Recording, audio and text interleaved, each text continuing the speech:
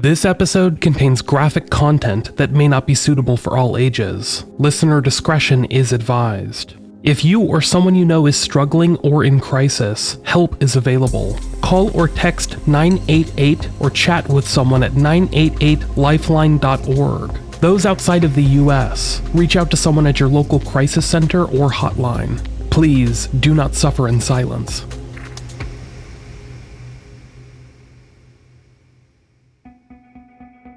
Following his arrest for counterfeiting, investigators from around the country began trying to tie their unsolved cases to Marquis de Sade, who, as has been pointed out throughout the series, had been traversing the country for several years at this point in 1983, distributing his bogus $20 bills as the mall passer. The first non-counterfeit crimes DeBardeleben was connected to were a series of rapes from just north of where he had lived for several years, in Ocean City, Maryland, where two women recalled being abducted by a man matching his description, who then bound, gagged, and blindfolded them before driving them roughly 2 hours away. There, presumably at his home in the Washington, D.C. area, he kept them captive and brutally raped them for an entire day, before returning them north to isolated areas in Maryland. As investigators in that state connected these unsolved rapes to Marquis de Sade, authorities in other states connected him to some unsolved homicides, which were separated by not only a great amount of time, but also distance. First, he was linked to the unsolved murder of Jean McFall from Bossier City, Louisiana, a crime that took place in 1982, a year before DeBardeleben's counterfeiting arrest. McFall was a real estate agent who was lured to a home by a prospective client using a fake name, who then strangled and stabbed her to death before promptly disappearing. After that, DeBardeleben was then linked to the murder of Terry McDonald, a realtor that was killed in Rhode Island in similar circumstances to Jean McFall, but more than a decade earlier, 1971. Her body was found hanging in the basement of the home she had also shown to a prospective client who was later determined to be using a fake name. As investigators would note years later, McDonald bore a striking resemblance to Marquis de Bardeleben's mother, Mary Lou, the woman he blamed for most of his psychiatric issues, who, FBI profilers would later document, he bore a deep and profound hatred for, even well into adulthood. Investigators from around the country were now circling around Marquis de Bardeleben like a vulture, circling him as a potential suspect. As you would expect, a litany of interviews and interrogations followed, but in almost all of them, DeBardeleben knew exactly what to say, and what not to say.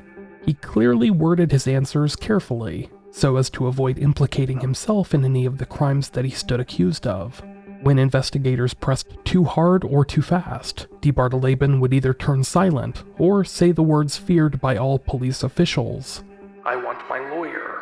Despite admitting to being in the area of certain crimes at around the time they took place, such as admitting to being less than a mile away from where Jean McFall was killed on the date of her murder, he denied having any knowledge of the crime. This would follow in almost all of the interviews regarding crimes he was suspected of involvement in. Police officials would get just close enough to get him into the room and talk to him, but despite DeBardeleben loving the chance to call investigators names to their face, he would say surprisingly little of substance. It quickly became clear to authorities that Marquis de Bardeleben was not going to admit to any of his criminal wrongdoing, especially if it had the potential of resulting in more prison time for him. So if they wanted to get a conviction, they were going to need to build a more comprehensive case against him without his help. But that meant finding out exactly what crimes they could pin him with, and potentially use them as a cudgel to get a guilty conviction. In doing so, they just might learn more about other crimes that he had committed. It was a gambit as investigators and prosecutors moved forward, with multiple jurisdictions moving forward with charges at the same time. But as investigators began pushing forward this strategy of attempting to box in their adversary, this enigmatic suspect, they did not know how adept he had become at covering up his tracks over the years, a skill he had developed through time, repetition, and much consideration. As authorities attempted to build their ongoing case against Marquis de Bardeleben, they discovered that the cases originally linked to him, the abductions and rapes from Maryland, as well as the murder of realtors from 1971 and 1982, were likely just a drop in the bucket. Part 5. Sadist. As police officials in multiple states learned about Mike DeBardeleben's possible connection to crimes committed in their jurisdictions, they began to request information from the lone federal agency attempting to highlight his case, the Secret Service, surprisingly. The agency had started investigating DeBardeleben because of his financial crimes, but ended up following up on the leads that they uncovered during that investigation. As a result, they had been trying to build a comprehensive timeline of DeBardeleben's whereabouts, and they sent the information they uncovered to multiple states. Afterward, they'd begin to coordinate a response, so that each individual jurisdiction would be able to receive information about DeBardeleben if they asked for it. After learning about this strange counterfeiter, these investigative bodies would begin to look through their own unsolved case files, combing for any possible similarities, either in descriptions of the suspect or of the crimes themselves. As they would learn, many of them were incredibly similar to the rape abductions linked to DeBardeleben in Maryland, and the suspect bore a striking resemblance to him.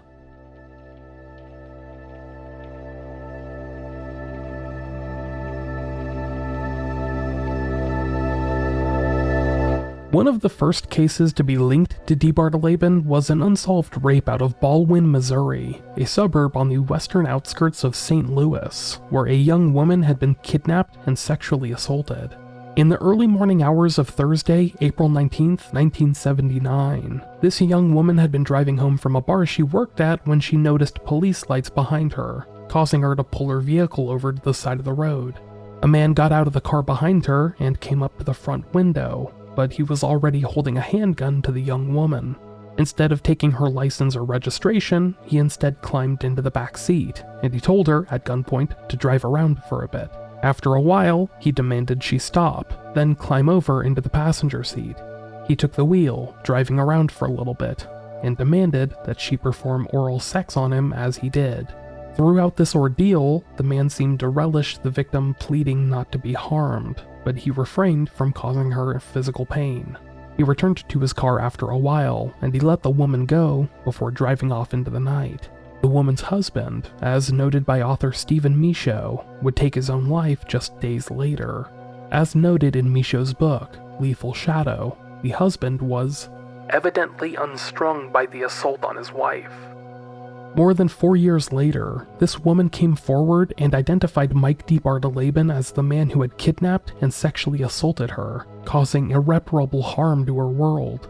However, the details of this case would lead to a cavalcade of others, with numerous other women recalling that they too had been abducted or sexually assaulted by a similar figure driving a dark Ford Thunderbird, who had used police lights or the guise of being a police officer to get them to momentarily drop their guard.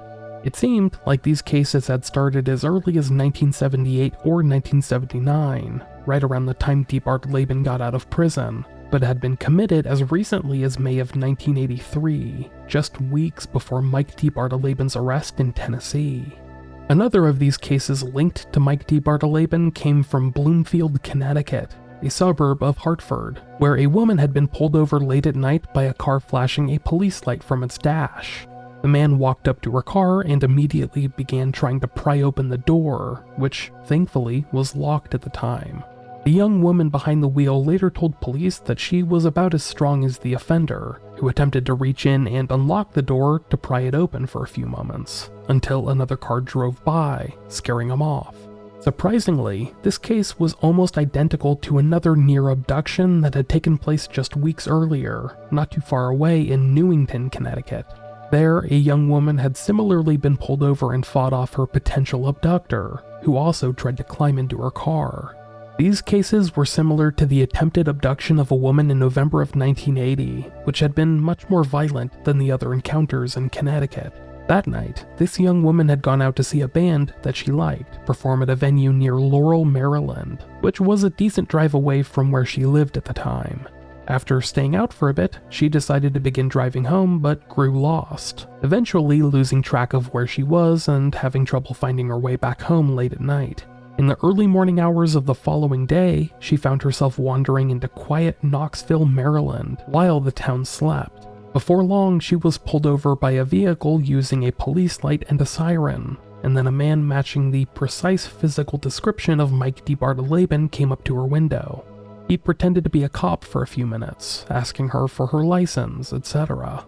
But a few minutes later, he told her to get out of the car, and when she did, he immediately began trying to handcuff and subdue her. Not knowing what was happening exactly, she began fighting back against this strange man, resisting his actions and even biting him on the hand. Despite her resistance, this young woman was pulled and pushed into her abductor's car, and he began trying to climb in after her to drive off. But she continued to fight, kicking the offender's hands away from the car ignition, and then kicking the shit out of the gear shift, causing the vehicle to stall out. As the potential abductor tried to unstall the vehicle, the woman then tried to flee the locked vehicle with her hands cuffed behind her back. This resulted in the two happening at the exact same moment.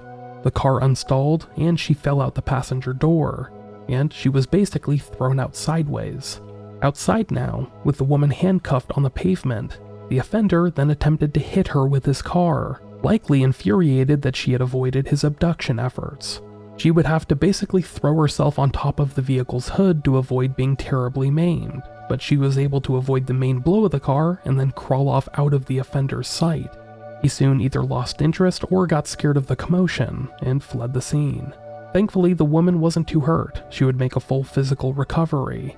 But the incident had undoubtedly been a traumatic experience for her, having avoided whatever the potential abductor had intended for her, but still receiving a thorough thrashing with her resistance. Later, she would identify Mike DeBardeleben as her attacker.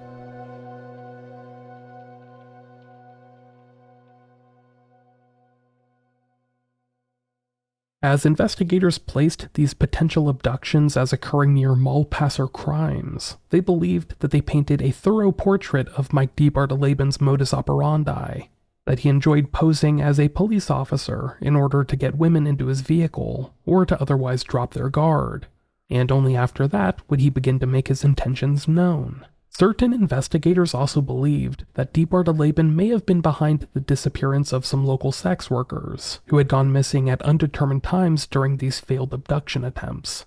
It was possible that they had been among the unidentified victims in the collection of photographs seized by the Secret Service, but of course that remains just a theory to this day. No charges were ever filed in that regard. Meanwhile, in certain cases, charges were filed. As recounted early on in the series, DeBardeleben was quickly convicted of numerous counterfeiting offenses just months after his arrest. Now he was facing additional counterfeit charges in both Tennessee and North Carolina, as well as additional charges from other states. From Baldwin, Missouri came an indictment for sodomy, robbery, and armed criminal action. This was soon followed by kidnap charges from Bloomfield, Connecticut, as well as federal kidnapping charges out of Maryland. Investigators in numerous jurisdictions began to reach out to other agencies, creating a picture that went far beyond the previously established pattern.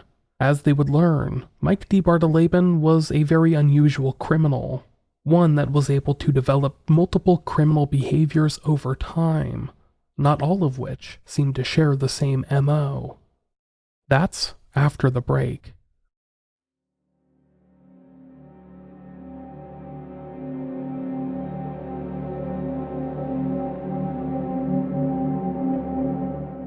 On Sunday, February 4th, 1979, a woman was working in the sales office of a housing development in Fayetteville, North Carolina. The development was still in the process of being built, and she would greet people and arrange to show houses. That afternoon, a man wandered into the office, introducing himself as Al. He said he was in the market for a home and was going to be moving to the area soon, relocating with his family from Arlington, Virginia. He had apparently been sent to scout out houses ahead of time and asked to be shown a couple of homes in the development. The woman working that Sunday agreed to show him a few homes that afternoon, despite the uneasy feeling that the man gave her. As she left the sales office with this strange man, the woman communicated with her employer, telling them where she was headed to. They thought this was rather odd, but she figured it was better safe than sorry, her instincts already telling her that this man was likely bad news. After being shown a couple of homes, the man asked to be shown a pretty secluded house on the corner, which the woman obliged him with. While there, the woman continued to grow more suspicious, believing that the man was putting on an act for her when he spoke about his family, or he tried to guess how furniture would fit. That feeling was confirmed when the man pulled a gun on her as she rounded a corner, but instead of giving in to the man's demands, she decided to go on the offense. Recalling an article that she had read months beforehand about a woman getting mugged and fighting off her mugger, this woman decided to begin yelling and flipping out. She screamed as loud as she could, and she began windmilling her arms at the man, basically turning into the human equivalent of a weed whacker. The man responded by using his gun as a club, hitting her in the face with it multiple times. He then brought up the gun to fire at her, but nothing happened. The gun didn't fire, so he just continued hitting the woman in the face with his gun, and she responded by screaming and swinging at him. A confused, chaotic melee that went on for what seemed like several minutes. The offender, Al, would try to fire the gun at the woman a few more times, but none of the trigger pulls brought the intended result. Later, police recovered a clip full of .380 ammunition at the scene, leading to the theory that during his assault of the woman with the gun, the man inadvertently hit the clip release. This caused the gun's clip to become dislodged, and for that likely reason, none of the rounds fired. After this exhausting assault went on for some time, the man seemed to give up on it. He told the woman that he just wanted her purse, which she offered up willingly. However, the man then said that he needed to tie her up in order to prevent her from calling the cops on him. And the woman, already beaten, bloody, and exhausted, she had little fight left in her. The man was able to subdue her, and he began binding her with tape that he had brought with him. As soon as the woman was bound, though, he began attempting to strangle her. Her last memory of this ordeal was the man reaching for her throat, demanding that she pass out, while using some demeaning slurs in the process. When the woman came to, roughly 45 minutes later, she was in a complete and total haze. She was wandering around the neighborhood, trying to find someone to help her. That was a tall order, though, as she was covered in blood at this point, leaving the neighborhood's residents terrified. Eventually, though, help came, and she was taken to the hospital. Despite missing her pants when she woke up, she had not been sexually assaulted in any way, but she would have to receive 31 stitches to heal up the wounds on her head, and she would spend several days recovering at the hospital.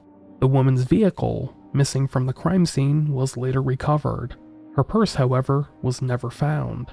Because of the lack of evidence recovered at the crime scene or any of the other locations linked to the assault, the office where the woman first encountered the man, as well as the place where her vehicle was found, the investigation into this attack quickly stalled. Later, though, this woman would identify Mike DeBardeleben as her attacker, claiming that his face was one she wouldn't ever forget. Afterward, authorities theorized that this woman might have been destined to a similar fate as Terry McDonald or Jean McFall, were it not for her quick thinking, with her violent response to DeBardeleben's assault preventing him from carrying out whatever sadistic fantasy he had envisioned for her. On Wednesday, November 12, 1980, a woman was working at a clothing store in Willingboro, New Jersey. At around noon that day, the mother of two was listening to the radio at work when a man walked into the front door wearing a suit and carrying a large briefcase. The man asked the woman if the manager was in, and she said no, she was working alone that day. She crouched down to write down the manager's telephone number on a piece of paper, and when she looked up, she saw that the man was holding a shotgun to her, which he had apparently pulled out of the briefcase. He told her that this is a robbery, and demanded that she open up the cash register. The woman gave in to the man's demands, but he then demanded she lie down on the floor. Once there, he began to bind her with rope, before emptying the cash register into his bag. He seemingly looked around the store for a moment, then returned to the woman, telling her that she was coming with him, that he was going to rape her, but that he was only interested in sex, that it was in her best interest to give him what he wanted. The terrified woman was led out into the offender's car, forced to lay down in the back seat, where a blanket was quickly thrown over her. The man drove them around for about 15 minutes, then guided her into a home of some kind.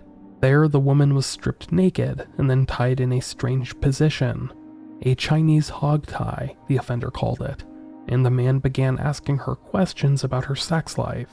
Had she had sex before? How recently? Questions like that. While being positioned in these strange and uncomfortable ways, the man told her that he liked to dress up in women's clothing.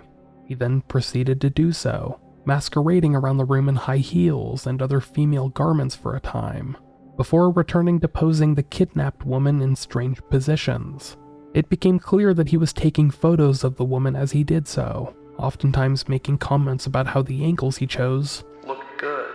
During this ordeal, the man did not outright rape the woman, but the bizarre encounter was a strange sexual assault of a different breed. After a while, the man told the woman that he wasn't getting anything out of it, and he told her that she could get dressed, but she had to keep the blindfold on. He then guided her back into his car, where a blanket was thrown over her, and he drove around for approximately half an hour before letting her out in an unknown area of the Pine Barrens. He told her which direction to go to avoid getting lost, then drove off. Surprisingly, as investigators launched their investigation into this strange abduction, they found that a robbery had taken place at the same clothing store this woman worked more than a year beforehand.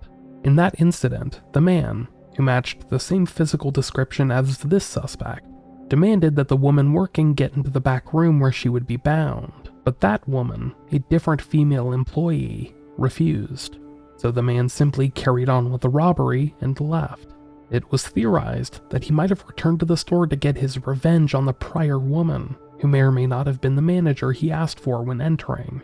Regardless, the fact that this man returned to the scene of the former crime and abducted a woman from it indicated that this was a location he frequented quite regularly and felt like he had some unfinished business with.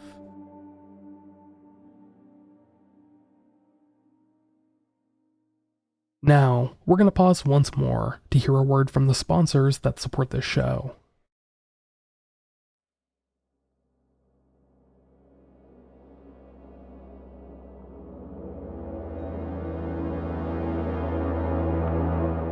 Roy Hazelwood is a name that some of you might be familiar with, as he was a pioneer in the world of criminal profiling and was one of the most prominent early members of the FBI's Behavioral Sciences Unit.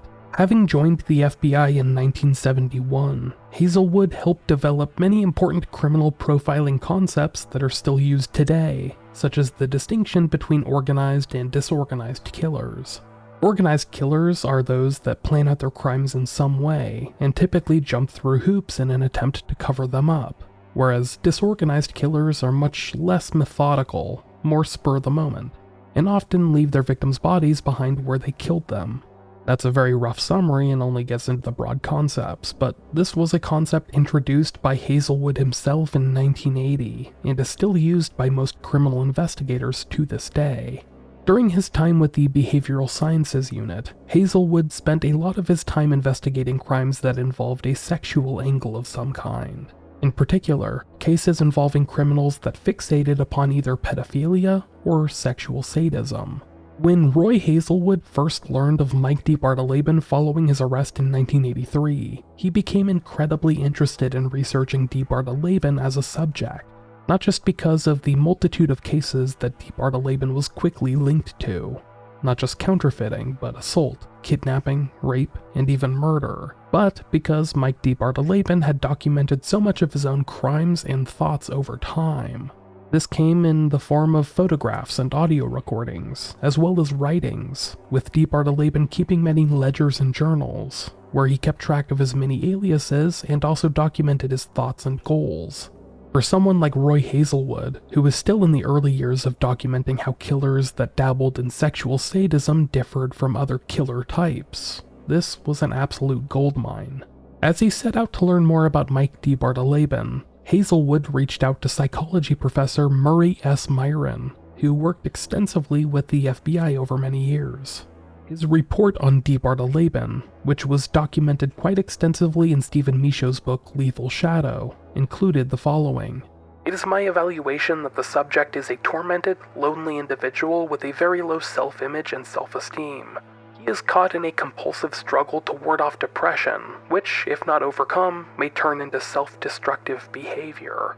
The subject sees himself as ugly, poor, fat, unlovable, unlikable, insignificant, and worthless. all of which makes him believe he is deserving of punishment. He is a masochist who engages in compulsive sadistic fantasies which, without adequate intervention, may become dangerous. The target of his fantasies seems to be his ex-wife Karen. Her rejection of him has become an obsession. Myron continued.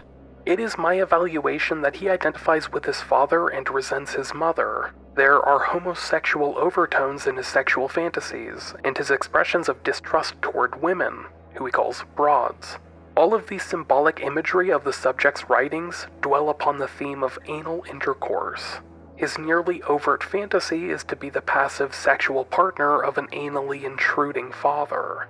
The subject shows a high level of intelligence, capability for self-analysis, insight, albeit distorted and incomplete, and sensitivity. He has obviously tried to gain some measure of control over his self-destructive, unconsciously motivated desires. To such end, he has engaged in elaborate self-analysis, extensive reading, and self-medication with drugs he has obtained from cooperative physicians.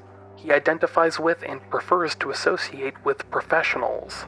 In an attempt to resolve between the feminine-like traits of his artistic abilities and the role emulation of his military machismo father, he has turned his talents to the pragmatic use of forgery. His protective imitation of a police officer is more than just criminal. It is psychologically symbolic of his identification with the aggressor. With psychiatric intervention, he may be able to overcome his obsessions and compulsive behavior. Without it, he is certain to act in a self-destructive manner. He may do so by committing a crime that would lead to severe punishment, or if he sinks into deep depression, by taking his own life. Certainly, as it now stands, he matches many of the standard profile characteristics associated with the psychologically motivated multiple murderer. As noted by author Stephen Michaud in his book Lethal Shadow, which is one of the superior sources for any information on Mike DeBardeleben or his crimes, Murray S. Myron based his opinions of DeBardeleben on little more than his writings. He was not made aware of DeBardeleben's criminal record beforehand, nor did he conduct any face-to-face interviews with him. So the fact that he came to such accurate conclusions is kind of amazing to me, and a testament to his knowledge of the subject. Roy Hazelwood's analysis of Mike DeBardeleben, however, would prove to be much more exhaustive. His analysis was determined not just on DeBardeleben's writings, but his entire backstory.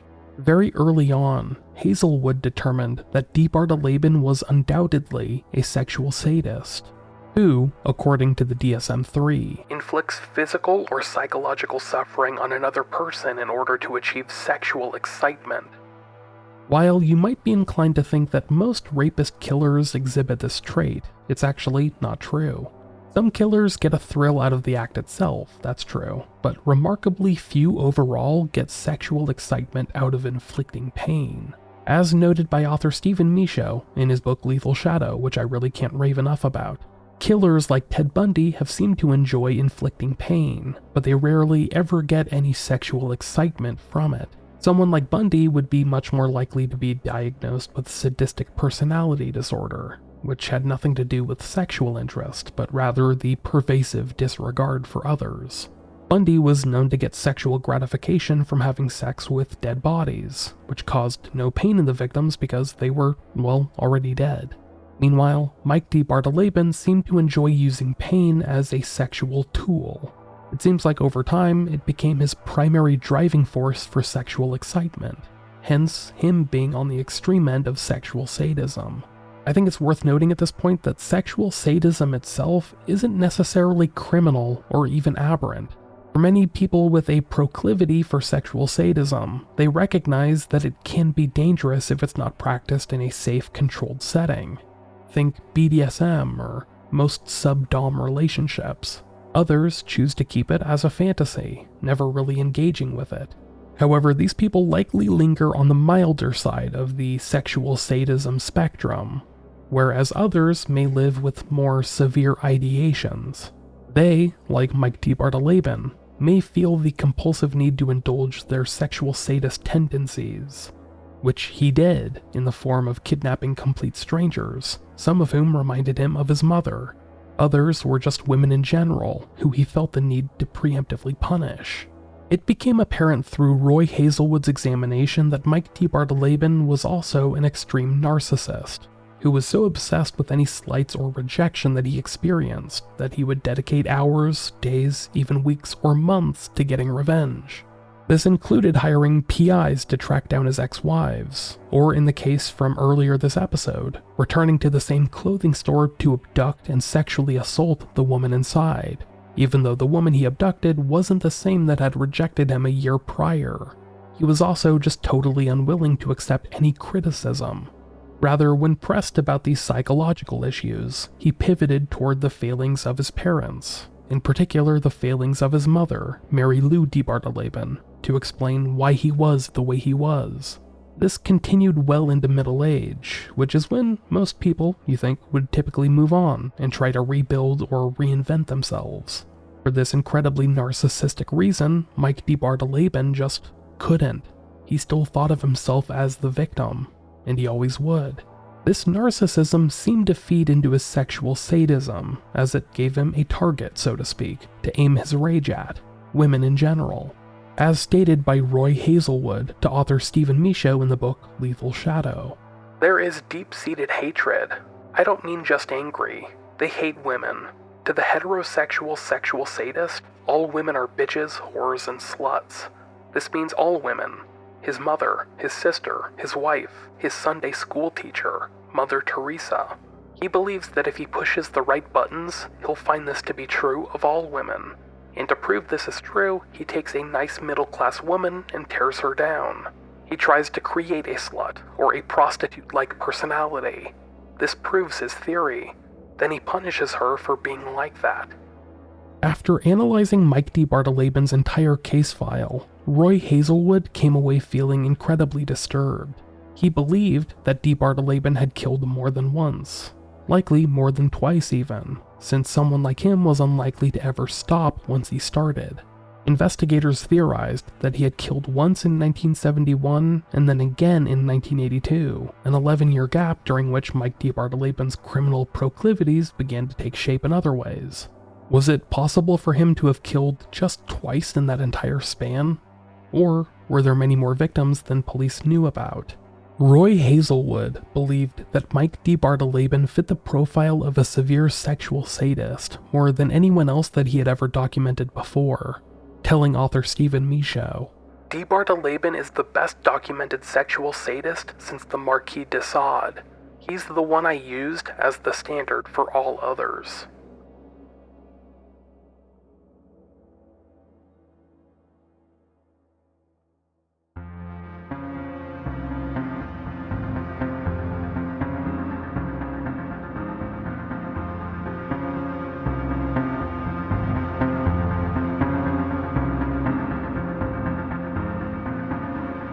By the spring of 1984, Mike DeBardeleben had been in custody for about a year.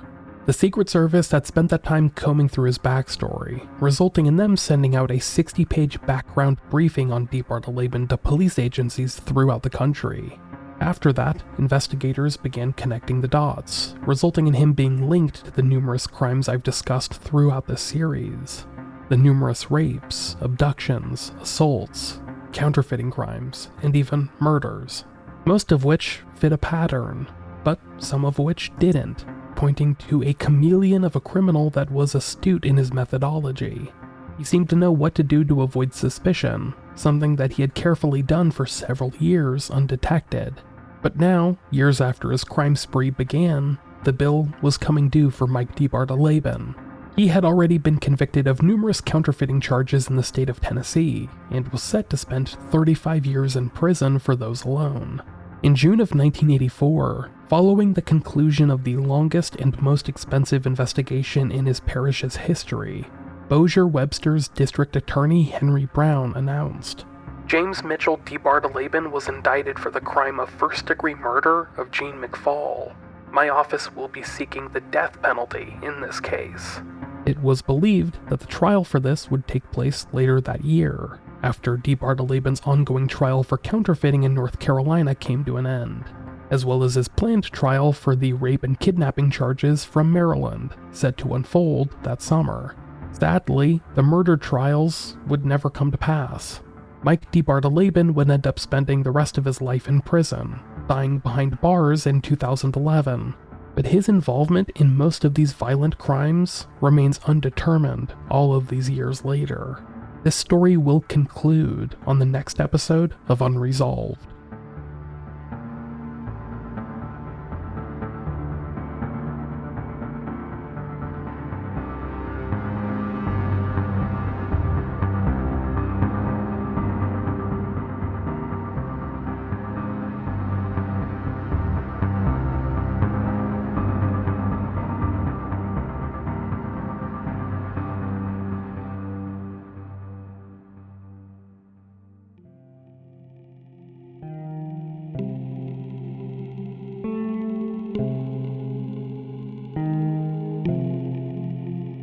Thank you all for listening.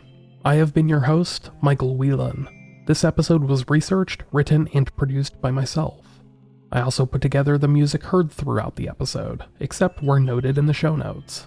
The amazing producers of this show, who support the show each month on Patreon, are Roberta Jansen, Sarah Moscaritolo, Ben Crocum, Jacinta Class, Alex Kellergopoulos, Crystal J., Derek Smith, Heather Fiddler, James Weiss, Lauren Nicole, Marion Welsh, Patrick Loxo, Ridis Bauza, Scott Meesey, Stephen Diaz, and Zach Cass. Thank you all for your continued patronage. It really does make a world of difference. I'd also like to thank the rest of the patrons who support the show each month on Patreon. You can become a producer or a patron by heading to patreon.com/unresolvedpod, where you can get access to commercial-free episodes, our entire archive of bonus episodes, and every episode of the Patreon-exclusive show, Resolved. There I cover solved cases, such as the life and crimes of the infamous Kehoe brothers, or the solved yet mysterious death of a young woman in Sacramento, whose body was found in the dugout of a public baseball field. For the Unresolved bonus episodes, I cover unique short mysteries, such as the Channel 7 broadcast intrusion from Australia in the mid-2000s, or Seattle's infamous Capitol Hill soda machine. All of that and more is only available on the Patreon. Anyhow, that's enough from me for today. We have one more episode left in the story, but until then, I hope you all stay healthy, stay active, and most importantly, stay safe. I'll talk to you all later.